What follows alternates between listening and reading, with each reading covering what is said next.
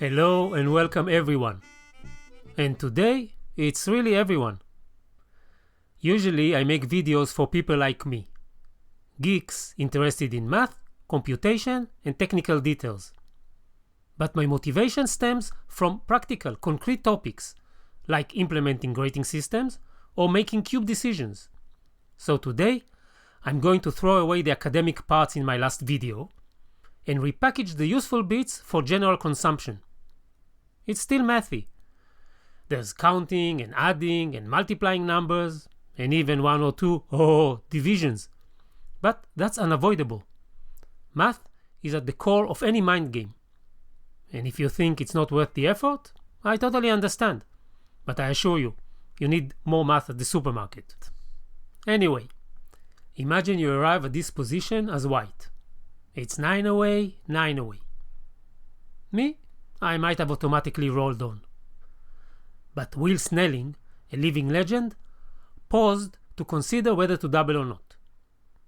Will has his ways, but how should mere mortals approach this question? You probably know some generic guidelines. Make the golden point, don't kill checkers, don't stack, clear from the rear, sixes don't go on trees, etc. etc. But any contact position might be an exception, and it takes expertise to know which is which. Luckily, this is a non-contact position, which is much simpler. Simple enough to have explicit cubing formulas, systems that actually tell you whether it's a no double, double take or double drop, and same for doubles. They aren't perfect, of course, but they are surprisingly strong and can serve as a powerful phone a friend. They all begin with pip count. Pip count is the most important statistic in backgammon, and doubly so for pure ace, where checkers never move back. Counting is of course tedious, but it's reasonably easy during bear-off, and it's totally free online, so no excuse there. Here, white is trailing 23 to 15. Not very promising at first sight, but the formulas refine the count by considering other features. Take the Thorp count, attributed to famous Edward Blackjack Thorp. Thorp first add twice the number of checkers to the count. Number of checkers is another vital statistic in bear-off. Here, in this position, both are 4 pips away, but even with white on roll, it's black who is a 4-1 favorite to win, because white has more checkers. So, penalizing the side with more checkers seems reasonable.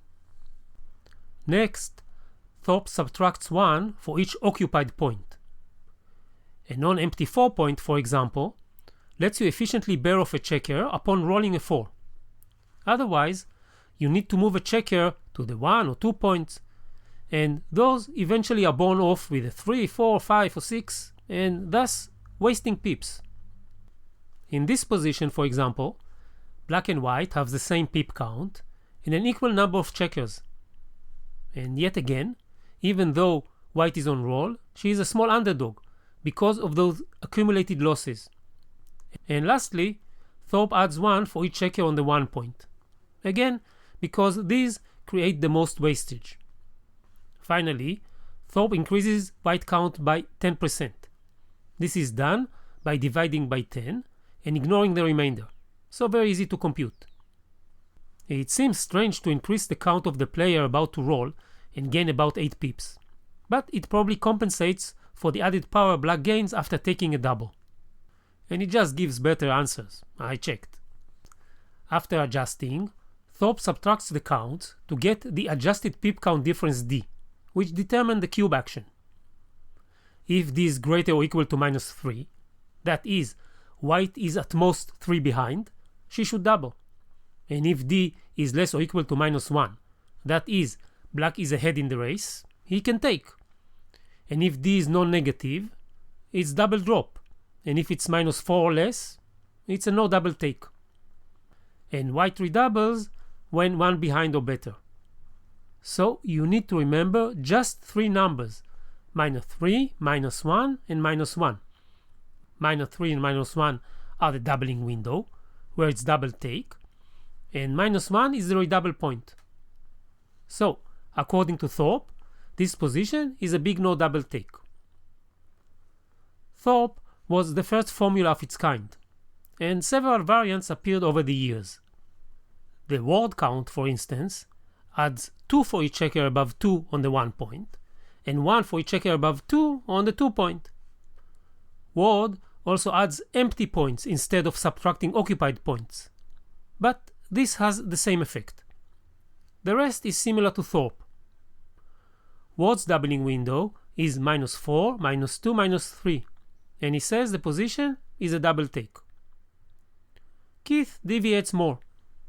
Keith ignores the number of checkers and adds 2 for each checker above 1 on the 1 point, 1 for each checker above 1 on the 2 point, and 1 for each checker above 3 on the 3 point, and adds empty points, just like Word. Keith also adds 1/7 of White's total, not 10%. It's slightly more demanding to divide by 7, but still manageable. Keith's doubling window is -4, -2, -2, and agrees with Thorp on the no double. Isight uses a unique way to adjust the number of checkers.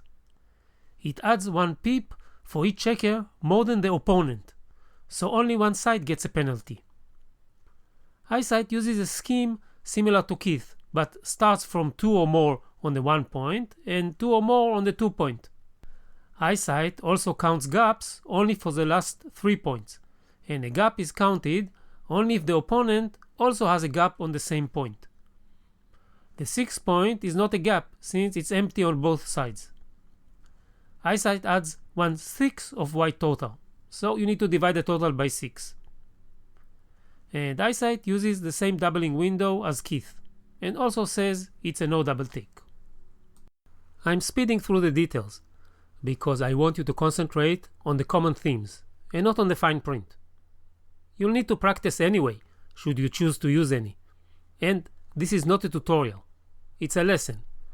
And in this lesson, I'm offering 3 pieces of information you won't find elsewhere. First, the doubling windows come from my own research, and they are different and better than elsewhere.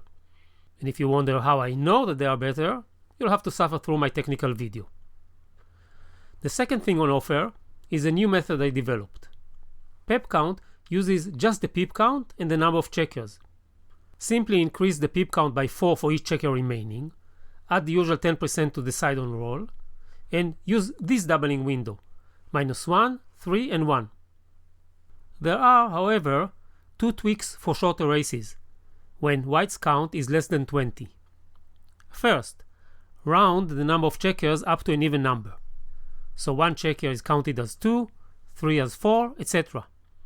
This is because the number of rolls is more important than checkers in shorter races, and it usually takes 2 rolls to bear off either 3 or 4 checkers.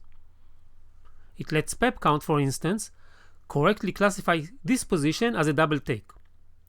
White trails here 19-17 on simple pip count, so trails by 3 after adding the 10%. And that's it, because she does not get a penalty for having 1 more checker than black. And 3 behind is enough to double, because shorter races uses a tighter doubling window, -3, -2, -2. That is, take only if you are at least 2 ahead, because recube power diminishes in short races. You have very little time to get lucky. And now we come to the third piece of information. Who's best? Well, best is a little vague. It can mean, for example, which formula is best against God, where God is any entity playing perfectly. And for this, surprisingly, I can give you a very good estimate based on 1 million bear of games. The details again are in the Geeks Corner. And the answer is Keith, even though the top 4 are very close to each other. And even 1 million games can't pinpoint the exact difference. And best might mean who's strongest, who beats everyone else one-on-one. However, no such beast exists. Each imperfect system has its nemesis.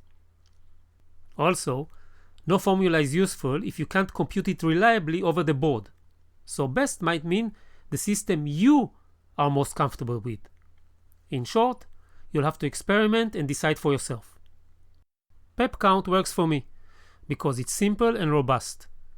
It's less aggressive than the others and does not sport a large advantage against anyone else, but it's resilient against different styles of play.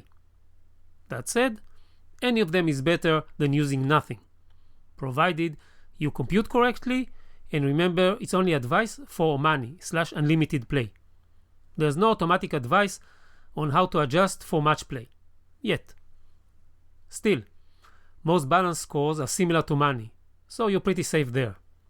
In Will's position, just in case you're wondering, everyone was right, because it's almost a toss-up between a no double and a double take, both for money and at the score. And that concludes today's lesson. I hope you learned enough to make an informed decision whether you want to use a doubling formula or not. And if not, at least start paying attention to the pip count, number of checkers, gaps, and wastages. And in time, you'll develop enough intuition to make better cube decisions during bear-off. And I sure hope you enjoyed enough to like this video, so others can find it as well. A little feedback will certainly motivate me to add more player-centered content. Happy cubing, everyone. Adio.